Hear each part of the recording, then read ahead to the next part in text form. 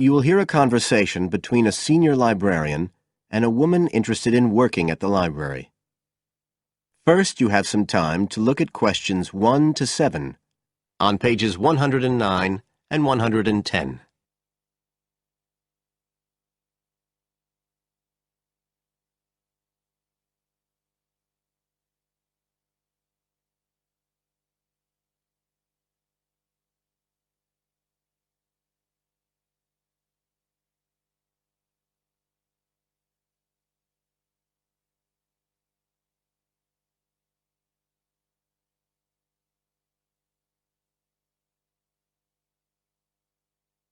You will see that there is an example which has been done for you.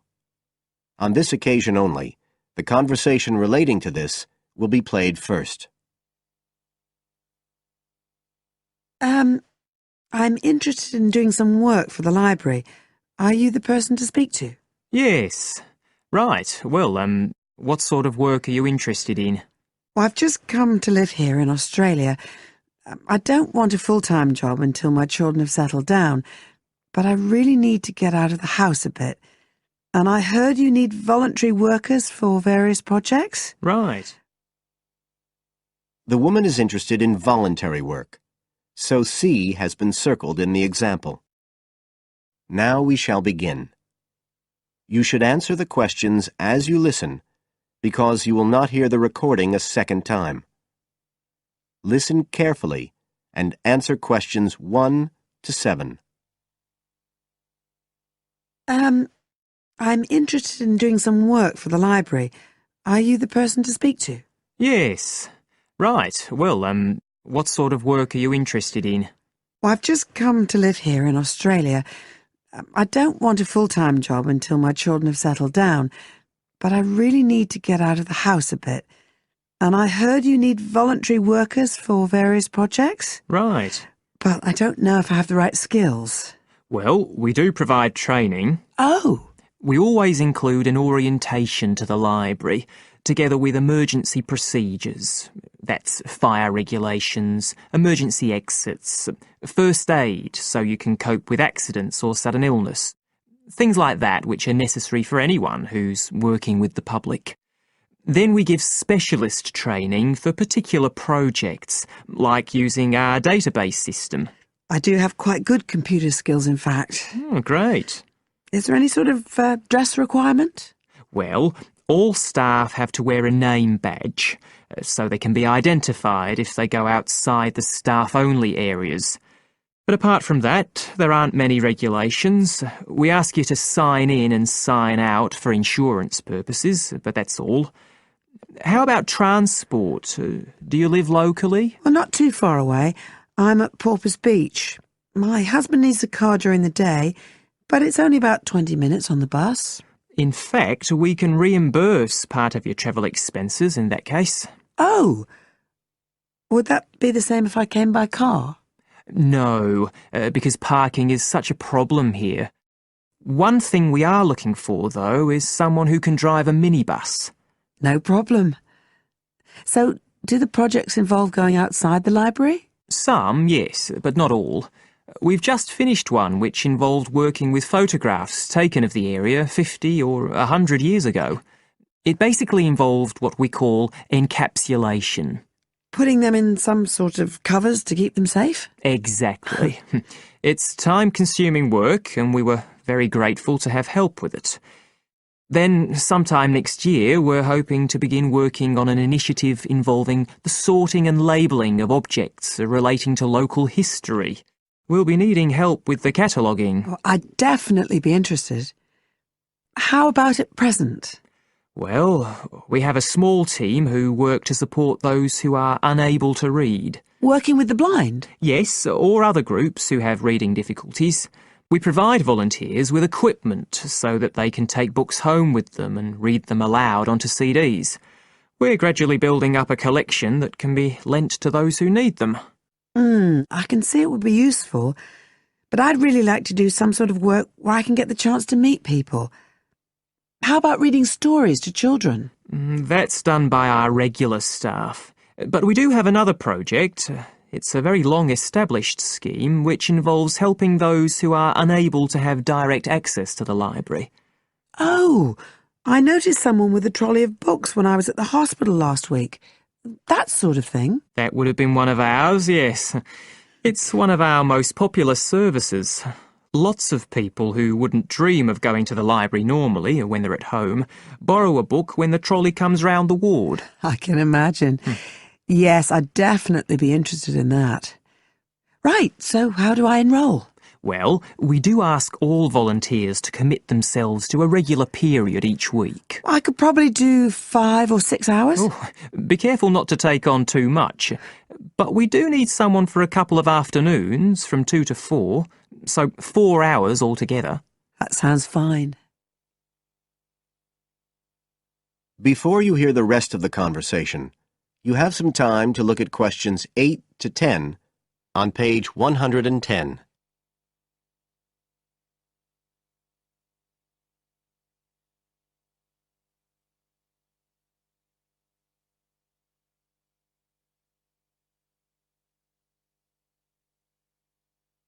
Now listen and answer questions 8 to 10. Right, so here's the application form.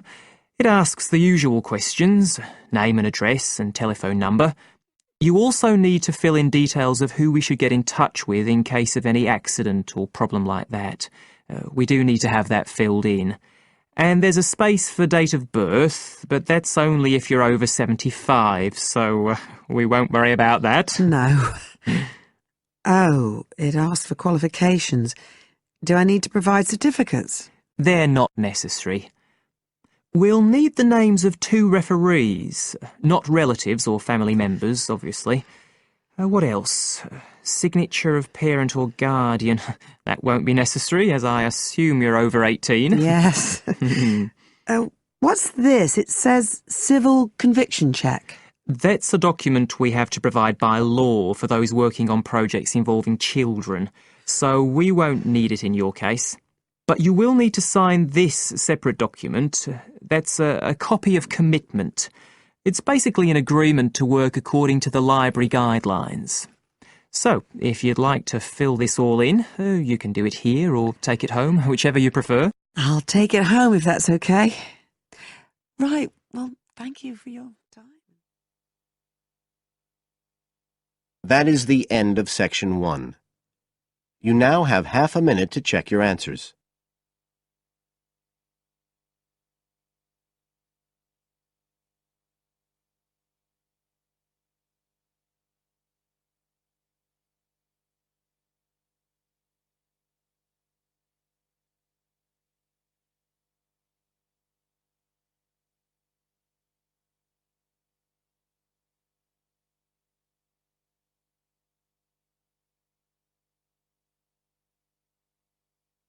Now turn to section 2 on page 111.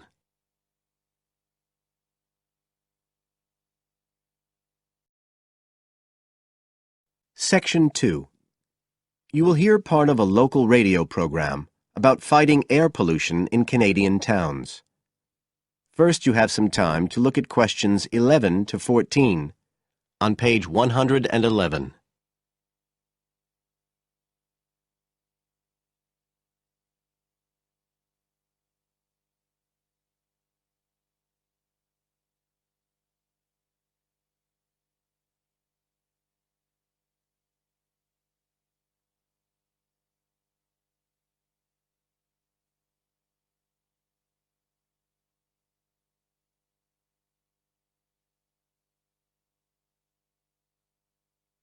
Now listen carefully and answer questions 11 to 14.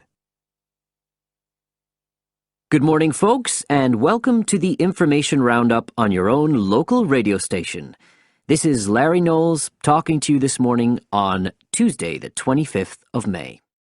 And the first item coming up is a reminder to you all out there about Canadian Clean Air Day, which is on June 6th.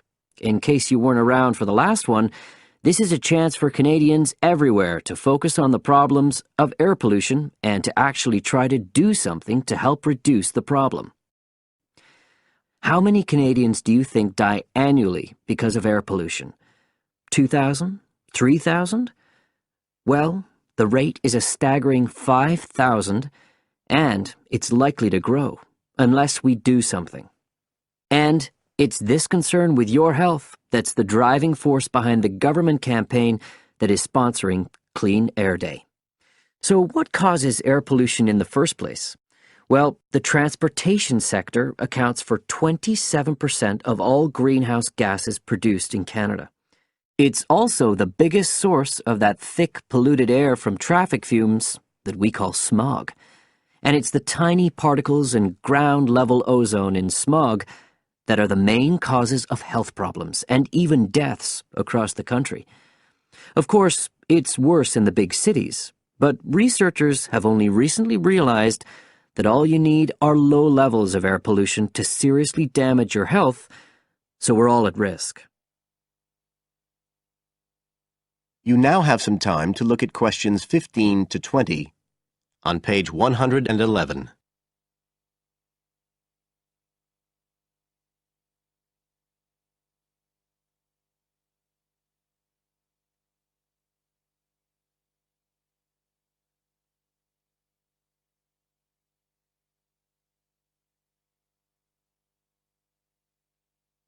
Now listen and answer questions 15 to 20. So, what can we do to fight air pollution? Well, it should be pretty obvious by now that the way we get to and from work every day can have a big impact on the air we breathe. So the easiest action you can take on Clean Air Day is to accept what we call the commuter challenge and get to work on foot or by cycling for a change. If you have to use your car, try carpooling and share the drive, or better still, use public transit. If everyone tries this for just one day, you'll be amazed by the difference it can make to the air in our towns and cities. But there's more you can do to improve air quality. For example, you can plant trees. And if you don't have a garden, then you can do your bit in other ways. For instance, did you know that modern, improved wood stoves can reduce wood smoke by as much as 80 to 90%? So you can make a big difference if you upgrade the appliances you use in your home. The government is also working hard on your behalf to clean up our air. Its priority is to reduce the emissions that cause smog, and they have clear plans to get there. Last year, Canada and the United States agreed to reduce emissions on both sides of the border between the two countries, and they plan to reach their targets in the next few years. The government's also taking action to get cleaner fuels. It's already reduced the sulfur contained in gasoline, and it hopes to reach the reduction target for sulfur in diesel by next year. But the measures don't just focus on the motorist. The federal government's also working to reduce emissions from power plants and factories right across the provinces. You can find out all about government action and all the plans for Clean Air Day events. That is the end of section 2. You now have half a minute to check your answers.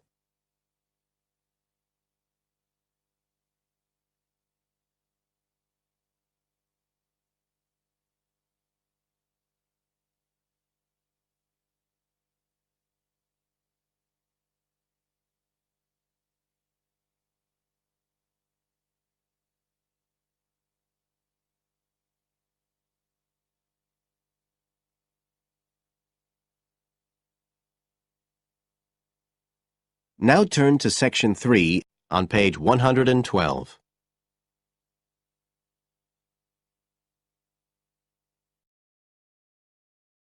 Section 3. You will hear two geography students, Jack and Katie, talking about a field trip to Kenya in Africa.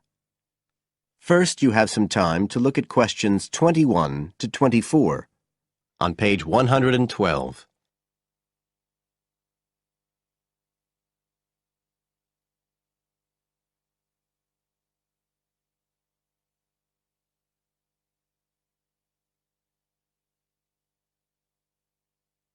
Now listen carefully and answer questions 21 to 24.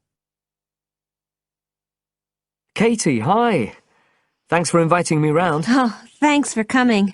I know you're up to your neck in finals revision, but I've got to make up my mind about next year's geography field trip, and I'd really like your advice. We've got to choose between an African trip and one in Europe. They've told us a bit about both trips in the lecture, but I really can't make up my mind, and I know you did the African one last year. That's right. So, where exactly did you go? I mean, I know it was in Kenya, in East Africa. Yes. Well, we were right up in the northwest of the country. It was beautiful. We stayed in a place called the Marich Pass Field Studies Centre. Right.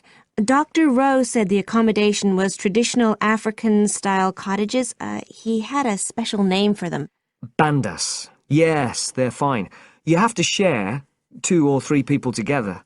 They're pretty basic, but you have a mosquito net. They don't provide spray, though, so remember to take plenty with you. You'll need it. And there's no electricity in the field centre. You'll have hurricane lamps instead. They give a good light. It's no problem. What about places to study? Dr. Rowe said there was a library? Yes, but it's quite small. There's a lecture room as well, but most of us worked out in the open air. There are plenty of places outside, and it's so beautiful. You're right in the middle of the forest clearing. I gather it's a relatively unmodernized area. Definitely. They actually set up the centre there because it's on the boundaries of 2 distinct ecological zones. The mountains, where the people are mainly agriculturalists, and the semi-arid plains lower down, where they're semi-nomadic pastoralists. Before you hear the rest of the conversation, you have some time to look at questions 25 to 30 on page 112.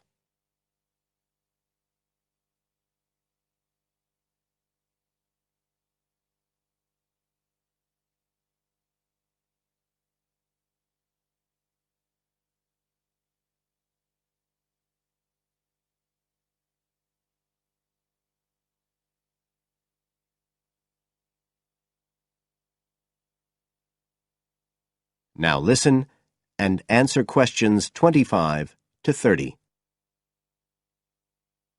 So, how much chance did you get to meet the local people there? Did you get the chance to do interviews? Yes, though we had to use local interpreters, but that was okay. Then we did field observation, of course, looking at environmental and cultural conditions, and morphological mapping. What's that? Oh, looking at the surface forms of the landscape, the slope elements and so on. What about specific projects? Yes. After the first 2 or 3 days, we spent most of our time on those.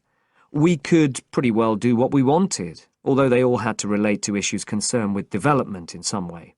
People did various things.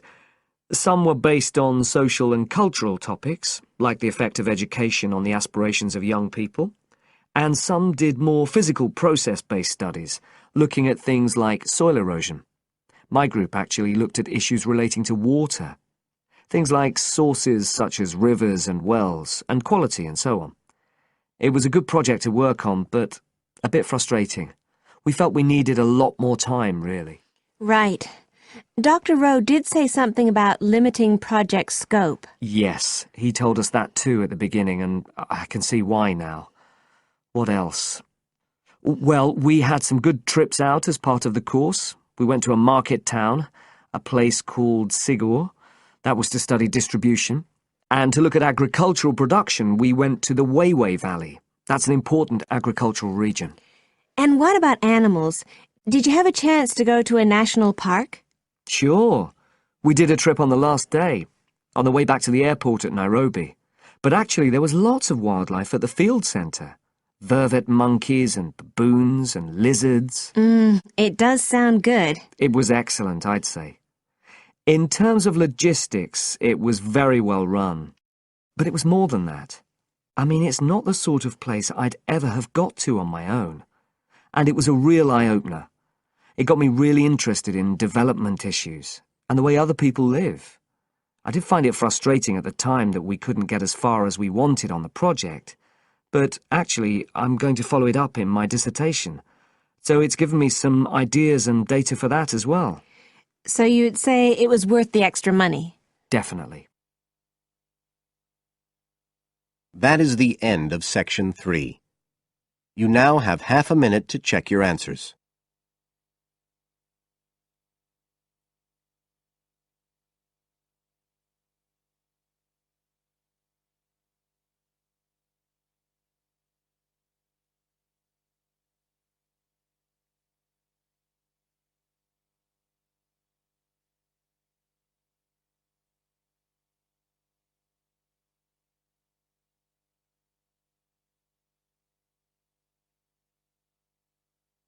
Now turn to Section 4 on page 113.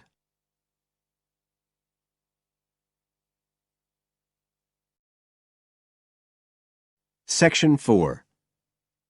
You will hear a presentation by a student about a website she has designed for a supermarket. First, you have some time to look at questions 31 to 40 on pages 113 and 114.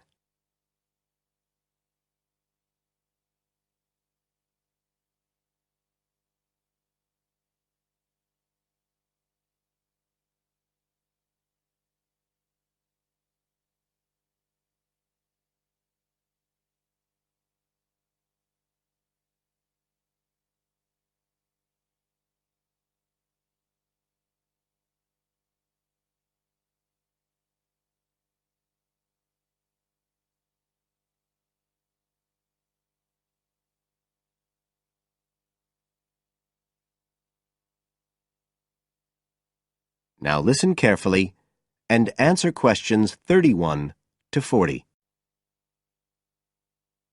For my website design project, I decided to approach SuperSave supermarkets because I have an evening job at the supermarket, so I already have a slight insight into their organisational goals and workings. The field research for my project was in 2 stages. First, I had an interview with Mr. Dunn, who is in charge of SuperSave's customer care department. I discussed the project with him in order to identify the supermarket's requirements. Mr. Dunn said customers are often unwilling to make a face-to-face complaint when they've experienced difficulties with a product or a member of staff or anything related to the supermarket. So he said a website which allowed members of the public to get in touch with the organisation and bring the problem to their attention in a private manner might be very useful, and we agreed that I'd work on this. For the second stage of my research, I devised a questionnaire to put to SuperSave customers. I needed to find out about the customers' experiences of problems together with their attitudes towards making complaints, both directly and indirectly. I used a mixture of closed questions, such as, have you ever experienced a problem at any SuperSave store? And open questions, such as, what would you find helpful about a customer complaint website? I decided to do interviews rather than rely on distribution of the questionnaire, as I felt this was likely to lead to a higher take-up rate. I visited 4 SuperSave stores, 2 in the city centre and 2 in the outskirts, and altogether I interviewed 101 respondents. Then finally, I analysed the results.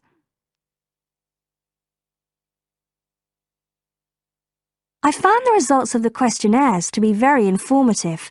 I found that out of the total number of customers investigated, 64% had at some stage encountered a problem in a SuperSave store.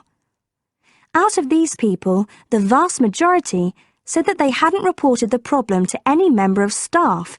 They just kept it to themselves. The next thing I tried to find out was why they hadn't complained. Well, about 25% of the people I interviewed said the reason was that they couldn't be bothered, and a slightly smaller percentage said that they didn't have enough time. But 55% said the reason was that they felt intimidated. I finally asked if they would be more likely to complain if they didn't have to do it face-to-face, and nearly everyone I asked said that they would, 95% to be exact. I then set about designing the website to meet these needs. Once I'd completed the website, I made another appointment with Mr. Dunn to find out what he thought of it. Mr. Dunn said he felt that the pages would benefit his organisation by giving customers a new way of expressing their complaints and by making it easier to collect complaints, identify specific places where service and customer care were not as good as they should be, and act upon them accordingly. SuperSave is already a highly customer-orientated organisation, and he thought our website would be an excellent addition to their customer care effort. This is all well and good, but there still remains the general problem with websites, that there's the lack of access to online computers. Surprisingly, in my survey, I found that 88% of those interviewed had access to the internet, which I felt was quite high. But this access wasn't always direct. For some people, it was through their children and grandchildren and neighbours and so on, rather than being readily available in their own homes. This could prove to be a major drawback to the site, but it is still better to have it now to get the edge over competitors, however slight, and in the very near future, it is expected that almost everyone will have direct access to the internet. Another thing to consider is that at the moment I can only base our conclusions on data gathered from a tiny fraction of the supermarket's customer base. In order to get a better idea of how the site is doing and to see how well I have met my objectives, the site will need to have been up and running for at least a few months. After this time, it'll be possible to see whether or not people are actually using the site and if it's helping to make improvements to their customer service. It would also be interesting to study the effect of the site on staff at the supermarket. Morale could be dented as more complaints come in. Staff may feel they are being unfairly criticised and that there is no need for another way for customers to complain. But also, the site could boost morale by making staff come together to overcome the constructive criticism, and they may gain more job satisfaction by knowing that they are making a difference to the customer. So, overall, I feel my website has met my objectives, but there is scope for improvement and expansion. Are there any questions? That is the end of section 4. You now have half a minute to check your answers.